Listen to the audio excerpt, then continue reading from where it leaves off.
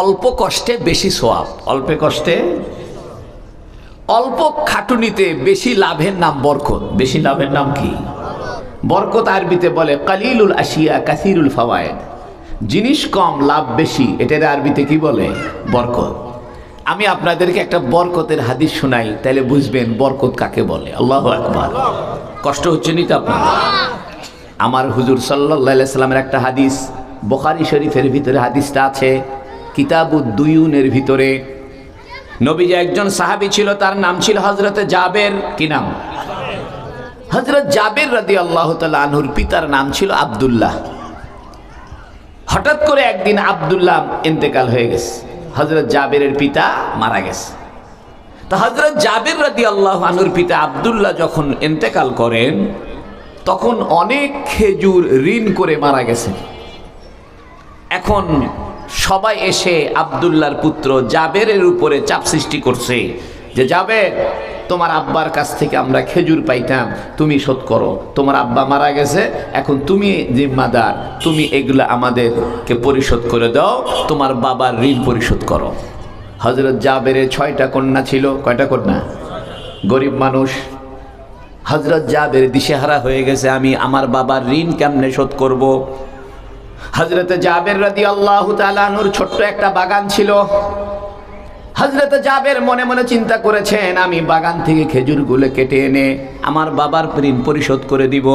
কিন্তু হযরত জাবের মনে মনে বলতেছেন, বাবার ঋণের পরিমাণ বেশি, আমার বাগানের খেজুরের পরিমাণ অল্প, এত অল্প খেজুর দিয়ে বাবার বেশি ঋণ কেমনে পরিশোধ হবে। মনে মনে চিন্তা করতেছে, কার কাছে গেলে একটা সুপরামর্শ পাবো, কোথায় গেলে একটু সুপরামর্শ পাবো। মনে মনে চিন্তা করে দেখে একজন ভালো মানুষ আছে, একজন উপকারী মানুষ আছেন। ওই উপকারী মানুষটার নাম হলো মুহাম্মাদুর রাসূলুল্লাহ সাল্লাল্লাহু আলাইহি সাল্লাম। হযরত জাবের রাদিয়াল্লাহু আনহু দৌড়ে নবীজির কাছে গেছেন, গিয়া বলতেছেন, ইয়া রাসূলুল্লাহ, আমার নাম জাবের, আমার পিতার নাম আব্দুল্লাহ, আব্দুল্লাহ মারা গিয়েছে, আমার বাবা ইন্তেকাল হয়েছে, মানুষে আমার বাবার কাছ থেকে খেজুর পাওনা আছে, আগামীকাল আমি বাগান থেকে খেজুর কেটে আনবো, আমার ছোট্ট একটা বাগান আছে, তবে বাগান থেকে যে পরিমাণ খেজুর আমি পাবো, ওই পরিমাণ খেজুর দিয়ে আমার বাবার ঋণ পরিশোধ হবে না। ইয়া রাসূলুল্লাহ, আমি আপনার কাছে একটা আবদার নিয়ে এসেছি। নবীজি বললেন, জাবের কি আবদার? হযরত জাবের বলতেছেন, ইয়া রাসূলুল্লাহ, আমি যখন বাগান থেকে খেজুর কেটে আনবো, মানুষই তো খবর পেয়ে যাবে, আমার বাবার পাওনাদাররা টের পেয়ে যাবে, তারা বাড়িতে ভিড় করবে, বলবে আমার পাওনা দিয়ে দাও। ইয়া রাসূলুল্লাহ, ইয়া হাবিবাল্লাহ, আমার অল্প খেজুরে বাবার ঋণ পরিশোধ হবে না, এজন্য আমি আপনার কাছে একটা আবদার নিয়ে এসেছি।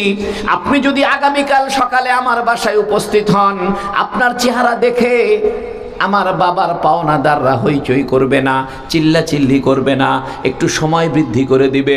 যে ব্যক্তি 10 মণ খেজুর পাইতো, সে হয়তো 2 মণ মাফ করে দিবে, 5 মণ খেজুর পাইতো, সে হয়তো 1 মণ মাফ করে দিবে। ইয়া রাসূলুল্লাহ, আপনার একটা সম্মানের মর্যাদার দাম আছে, আপনার একটা রওব আছে।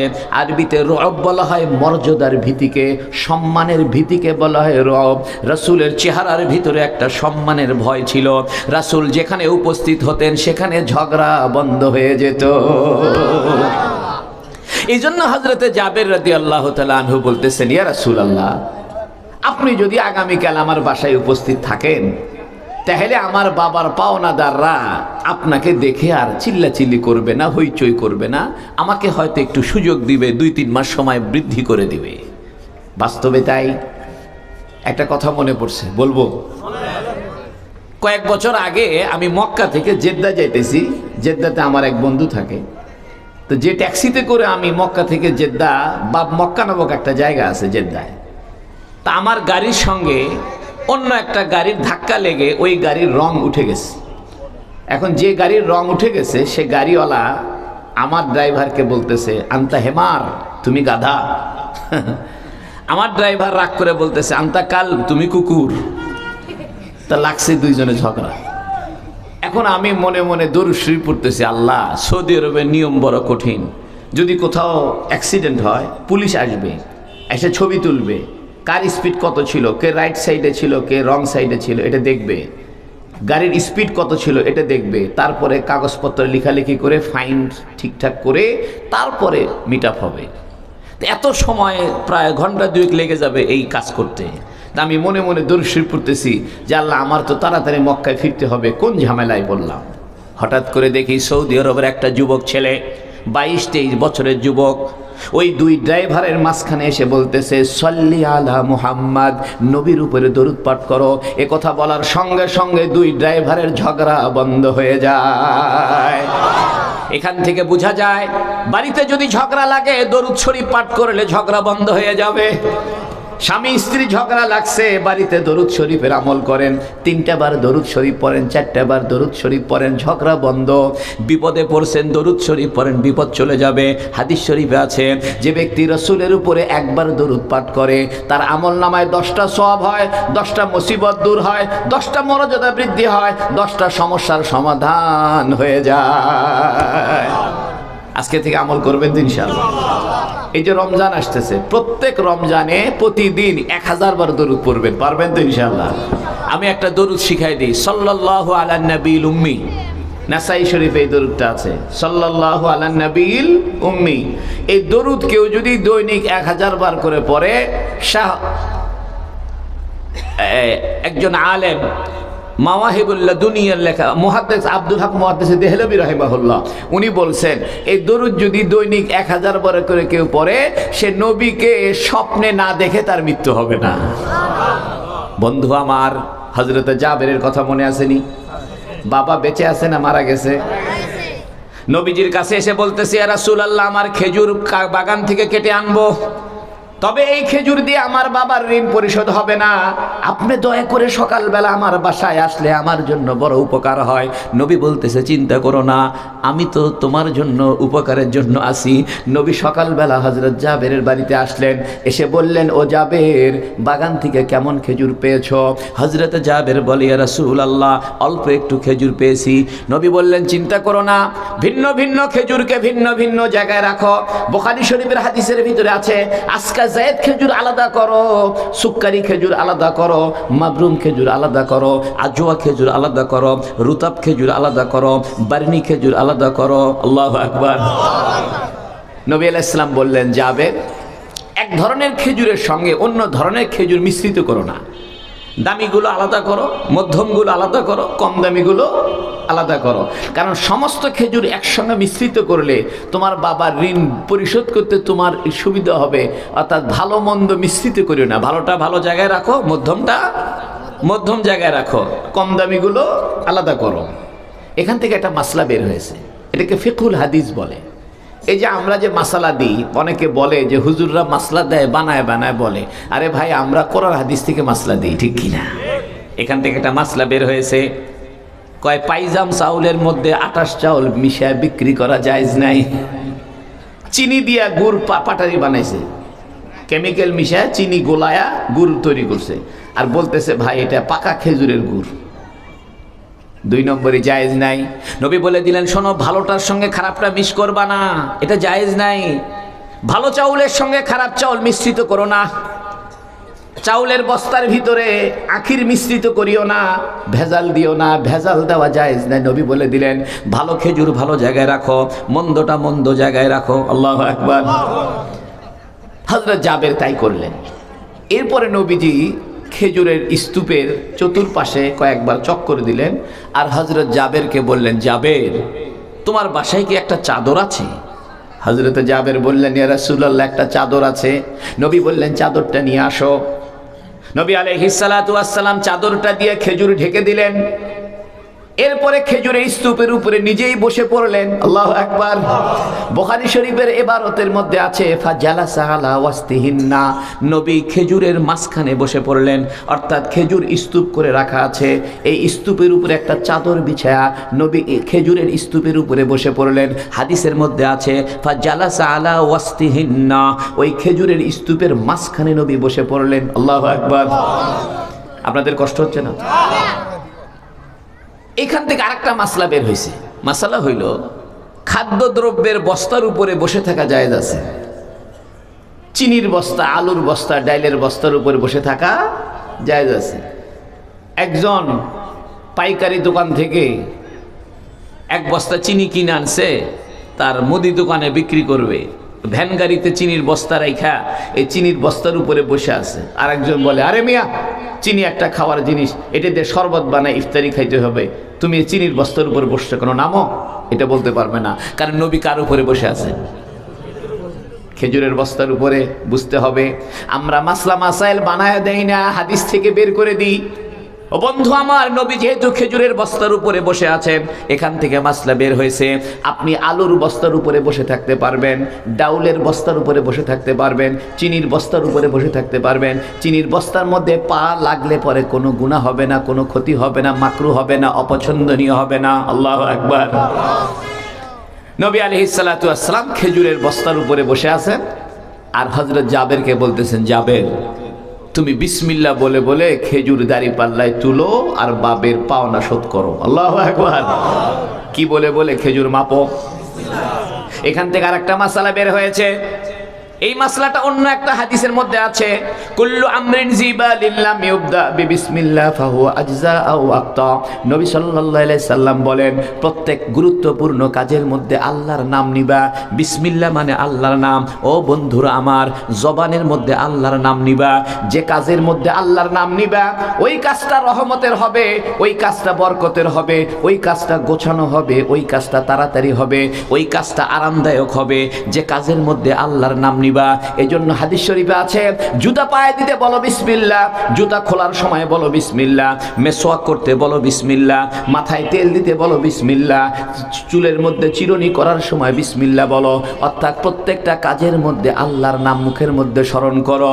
যে ব্যক্তি প্রত্যেকটা কাজের মধ্যে আল্লাহর নাম নিবে, ওই লোকের ওই কাজটা সহজ হয়ে যাবে।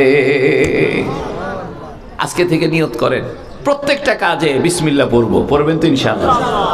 জুতা পায়ে দিতে কোন পা আগে দিবেন? খোলার সময় কোন পা? মোজা পরার সময় কোন মোজাটা আগে পরবেন? মোজা খোলার সময় কোনটা আগে খুলবেন? বামটা। পায়খানায় যাইতে কোন পা আগে দিবেন? বের হতে কোন পা? মসজিদে ঢুকতে কোন পা? ও বন্ধু আমার, এগুলো নবীজির সুন্নত। যে ব্যক্তি রাসূলকে ভালোবাসে, এসে তার জীবনকে রাসূলের সুন্নত মতো চালাইতে চায়, বলছেন, জাবের, তুমি বিসমিল্লাহ বলে বলে খেজুর মাপো আর বাপের পাওনা শোধ করো। তো হযরতে জাবের রাদিয়াল্লাহু আনহু বিসমিল্লাহ বলে বলে খেজুর দাড়ি পাল্লায় তুলছে আর বাপের পাওনা দিতেছে। এখান থেকে বোঝা গেল বিসমিল্লাহ বললে পরে বরকত হয়, ঠিক কিনা? আজকে থেকে নিয়ত করেন, চলতে ফিরতে জিকির করব। জিকির ছাড়া জবানকে বন্ধ রাখবেন না। দোকানে বসে আছেন, আল্লাহ আল্লাহ আল্লাহ আল্লাহ জিকির করতে থাকেন। অফিসে কাজ করতেছেন, জবান বন্ধ রাখিয়েন না, জবানের মধ্যে সুবহান আল্লাহর জিকির করেন। লা ইলাহা ইল্লাল্লাহ লা ইলাহা ইল্লাল্লাহর জিকির করতে থাকেন। ও বন্ধু আমার, মা বোনদেরকে বলি, যারা বাড়িতে বসে বসে মাইকের আওয়াজ শুনতেছেন, বাড়িতে বসে বসে রান্না বান্না করেন, জবানটা বন্ধ রাখিয়েন না। এই জবানের ভিতরে সুবহান আল্লাহর জিকির করেন, এই জবানে দরুদের আমল করতে থাকেন। হাদিস শরীফে আছে, যে ব্যক্তি জিকির করে করে তার জবানকে তরুতাজা রাখবে, কাল কিয়ামতের ময়দানে ওই লোকটা হাসতে হাসতে জান্নাতে চলে যাবে। আল্লাহ কোরআনে বলছেন, ফাযকুরুনি আযকুরুকুম, এ বান্দা তুমি আমাকে স্মরণ করো, আমি তোমাকে স্মরণ করব। আল্লাহু আকবার। আচ্ছা, আমরা যদি তারেক জিয়াকে স্মরণ করি, তারেক জিয়া কি টের পায়? আমরা যদি ডক্টর ইউনূসের নাম স্মরণ করি, উনি কি বুঝতে পারে? কিন্তু আপনি যখন আল্লাহ ডাকবেন, আল্লাহ বুঝতে পারে। আল্লাহ আরশে আজিমে বসে বলতে থাকে, ও আমার ফেরেশতা শোনো, ওই যে ঢাকা শহরের আশুলিয়ার পাশে একটা যুবক ছেলে আমাকে আল্লাহ বলে ডাক মারে। হাদিসের মধ্যে আছে, বান্দা যখন লা ইলাহা ইল্লাল্লাহ জিকির করতে থাকে, আরশে আজিমের সামনে একটা নূরের খুঁটি আছে, ওই খুঁটিটা দুলতে থাকে। আল্লাহ পাক ফেরেশতাদেরকে বলেন, এই নূরের খুঁটিটা কেন দুলতেছে? ফেরেশতারা বলে, আল্লাহ, জমিনের বুকে আপনার কিছু বান্দা আপনার নামের জিকির করতেছে। তখন ফেরেশতারা বলে, আল্লাহ, আপনার বান্দাদের জিকিরের খুশিতে খুঁটিটা দুলছে। আল্লাহ পাক বলেন, ও ফেরেশতা, আমার বান্দা কি আমাকে দেখেছে? ফেরেশতারা বলে, না আল্লাহ আপনার বান্দা আপনারা দেখে নাই। কয় জানলো কেমনে? কয় আপনি যে একজন নবী পাঠাইছেন, মুহাম্মাদুর রাসূলুল্লাহ তার নাম, ওই রাসূলের উসিলায় আপনার নামটা পেয়েছে। আল্লাহ পাক তখন ফেরেশতাদেরকে বলেন, শুনে রাখো, জেনে রাখো, যারা আমার রাসূলকে ভালোবেসে আমার প্রতি ঈমান এনেছে, আমি তাদের জীবনের সমস্ত গুনাহ মাফ করে জান্নাতের ফয়সালা করে দিলাম। আজকে থেকে নিয়ত করেন জিকিরের সময় কাটাবেন।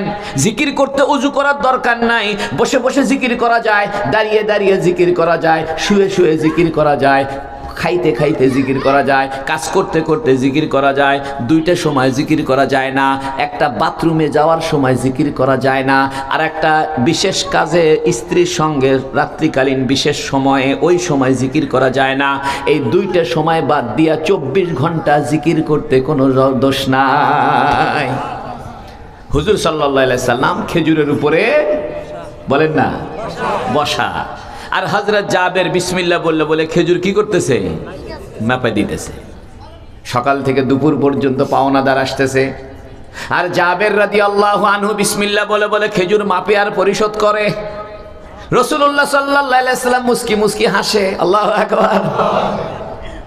কোন পাওনাদার কম নিতেছে না, সবাই পরিপূর্ণ পাওনা নিয়ে নিয়ে হাসি মনে বিদায়। একটু পরে দেখা গেল সমস্ত পাওনাদারের পাওনা পরিশোধ। আল্লাহু আকবার। এখন নবীজি বলতেছেন, জাবের তোমার কাজ হয়েছে নি? তা হযরত জাবের বলে, ইয়া রাসূলুল্লাহ কাজ তো হয়ে গেছে। তো নবী বলতেছেন, তাইলে আমি এখন যাই? হযরত জাবের বলেন, ইয়া রাসূলুল্লাহ কাজ যেহেতু হয়েছে আপনি যাইতে পারেন। এখান থেকে আরেকটা মাসলা বের হয়েছে, এটাকে ফিকহুল হাদিস বলে। মাসলাটা কি? আপনি যদি কোনো বাসায় বেড়াইতে যান, ওই বাসার থেকে আসার সময় বলে আসা সুন্নাত। জোরে কোন সুবহানাল্লাহ। কারণ নবী কোন বাসায় গেছে? জাবের রাদিয়াল্লাহু আনহুর বাসায় গিয়েছে। এখন কাজ কাম শেষ করে যখন বাসার থেকে চলে আসতেছে, তো হযরত জাবেরকে বলে আসতে হবে কি হবে না? বন্ধু আমার, ভাইরা আমার, নবীজি চলে গেলেন। হযরত জাবের মনে মনে চিন্তা করতেছেন, দেখি তো কি পরিমাণ খেজুর থাকলো। বুখারী শরীফের ভিতরে আছে, এই হাদিসটা কয়েকবার আছে। হযরত জাবের মনে মনে বলছিলেন, আমার বাবার পাওনা যদি শোধ হয়ে যায়, আমার একটা খেজুরও যদি অবশিষ্ট না থাকে, আমার কোনো আফসোস নাই, আমার কোনো দুঃখ নাই, পাওনাদার পাওনা পরিশোধ হলেই বাঁচি। হযরত জাবের বলতেছেন, আমি মনে মনে খুশি ছিলাম সব খেজুর শেষ হয়ে যাক, কিন্তু বাবার পাওনা পরিশোধ হয়ে যাক। নবী যখন উঠে চলে গেলেন, আমি দেখলাম খেজুর কিছু আছে। চাদরটা তুলে দেখি, সকালবেলা যে পরিমাণ খেজুর ছিল এখনো সেই পরিমাণই আছে। ওয়ামা আরসালনাকা ইল্লা রাহমাতাল লিল আলামিন। ও বন্ধু, আমার নবী হলো রহমাতুল লিল আলামিন, আমার নবী হলো বরকতের নবী। আমার নবী যেখানে স্পর্শ করে সেটা বৃদ্ধি পেয়ে যায়। আল্লাহু আকবার।